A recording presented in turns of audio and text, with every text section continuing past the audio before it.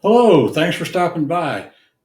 This is part one of a three-part program to help you to learn to play guitar and sing and just enjoy yourself and making music. It has one sole purpose, and that is to allow you to play and sing and have some fun with your guitar. There are a thousand things that you can do with the guitar, but we'll leave that for another time and other people. So, part one, we're going to talk about equipment. To make your music sound good, you want to maintain your equipment. Part two, we'll get into how to take your song and arrange it so that you can play it easily. In the third part, we're going to talk about actually how to play the guitar to make it sound good while you're singing to it. So anyway, if you already have a guitar, that's good, but stick around because I'll give you some tips on how to maintain your guitar and make it sound as good as it can sound. If you don't have a guitar yet, we're going to talk about that too, and what to look for in a guitar so that will spend your money wisely and you will have an instrument that works good. So let's take off and talk about the guitar first, and we'll go through this. So, if your tuners, let's start at the top and go to the bottom. Your tuners, if you have closed tuners, you don't have to do anything to them. If they're open tuners, you can see the gears. Put a little drop of household oil on those once or twice a year. Should do. The neck on most guitars is made from mahogany. It's a very durable wood. It doesn't twist or move too much. So look for, it doesn't have a specific grain. You will just see some little patterns in it, and that's for mahogany, which is a good neck. Fretboards are usually, the better fretboards are ebony. Many of the lesser priced guitars are rosewood. So either one's fine. Look for your frets. If you're wanting to buy a used guitar, look for your frets. Make sure they're not too badly worn. You can refret a guitar, but it's quite expensive. And so, and the one thing you want to look for in a neck, make sure that it has a truss rod. That's a steel rod that goes up and down the neck. Some guitars will have a little adjustment. There's a little cover here. You take that off and you'll see an adjustment nut, or some of them are adjustable inside the sound hole. Either way, make sure that it has a steel truss rod. That's going to keep your neck from bowing this way or this way. Okay. Now on your neck, make sure that your height of your strings is good. What you want to do, take a playing card at the first fret. You should have about thickness of 2 to 3 playing cards. If it's higher or lower than that, it's not too good. And by the time you get to the 12th fret, which is 1 octave, should be 5 or 6 playing cards thick. So now you can adjust that. Most of these nuts on the top and the bottom are loose in most guitars. If your strings are too high, you can sand the bottom of those off, or if they're fixed in there, if they're glued in, you can take a small file and make your grooves just slightly deeper. And if they're too close to the frets, you can shim these nuts up with, say, a playing card, which is not very thick. Okay. Now, this is a steel string guitar.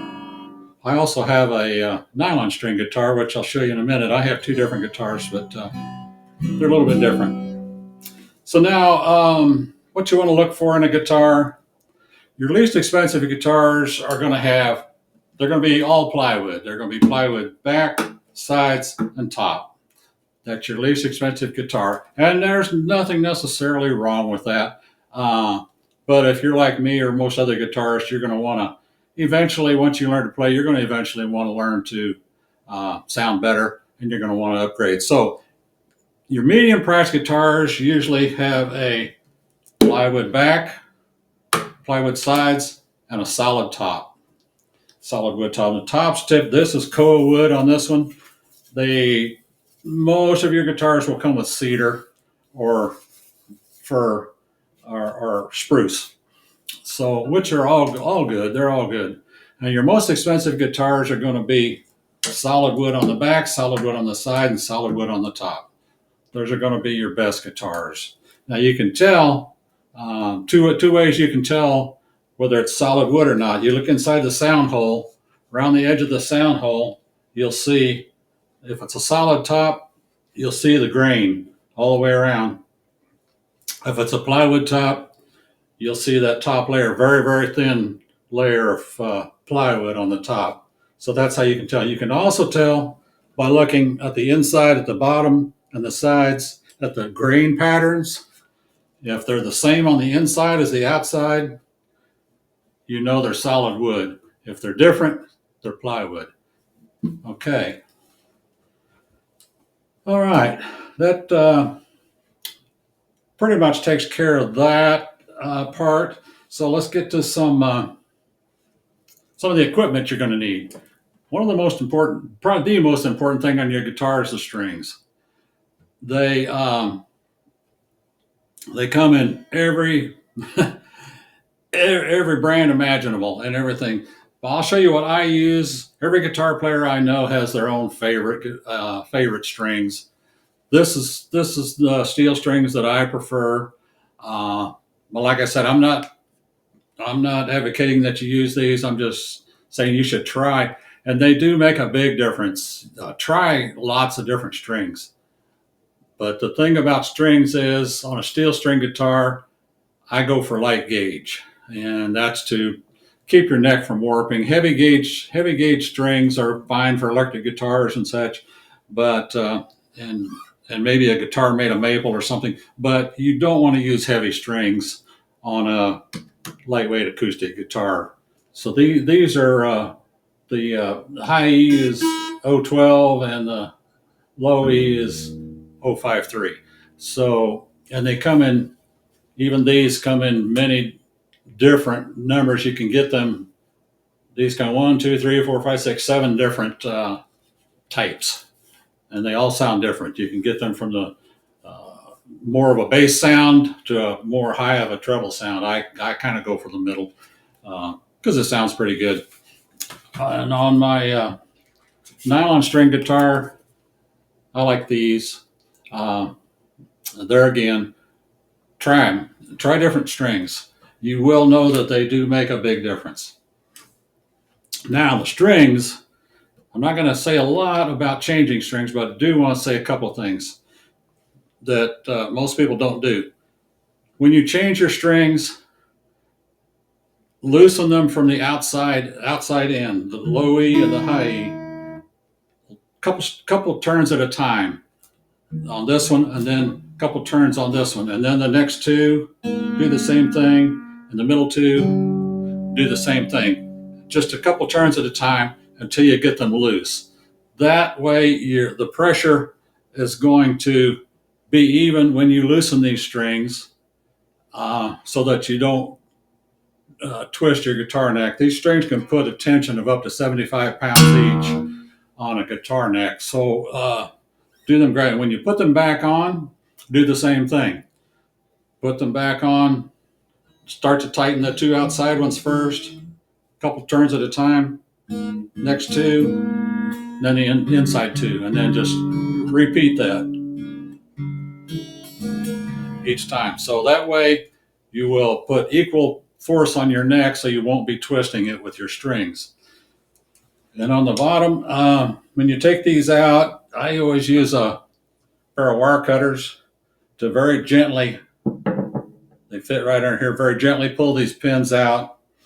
After you've gotten the strings loose, take them out. When you put them back in, just finger tight, and make sure, put them all in down here first, reach inside and make sure as you put each one of them in that the string is not caught on the bottom of that peg, because especially these bass strings, they can tend to get caught on the bottom a little bit. So you want to make sure they're not caught, because when you tighten a string, and they could come loose and cause some problems. Okay. Capo, you're going to need a capo. I like these little page capos because they're small. You can get them in any different number of varieties. You can get the quick change capos. I like these. They're small. They don't get in your way when you play, and I can park it here on the top of the neck when I'm not using it. So it's real handy. Your picks, you might not think a pick could make much difference, but they really do. They typically come in light, medium, and heavy gauge. I like the mediums because they tend to sound good to me. They're not so check them out. Lots of different kinds. See what the heavy tends to have a bassier sound to them, and the lightweight ones have a tinnier sound to them. So I kind of go with the mediums. Thumb pick. If you want to get into some finger picking, which I will go through a little bit later, it's fun. Finger picking's fun. I enjoy the way it sounds and so forth. So, but the finger picks that I buy, they're too long. They tend to get tangled up in here. Some people just pick with their thumb or nail. That's fine too. But if you do want to use a finger pick, I tend to grind them off so they don't stick out so far. The ones that you buy, they stick out quite a ways, and then sometimes when you're playing, they tend to get tangled up in the strings.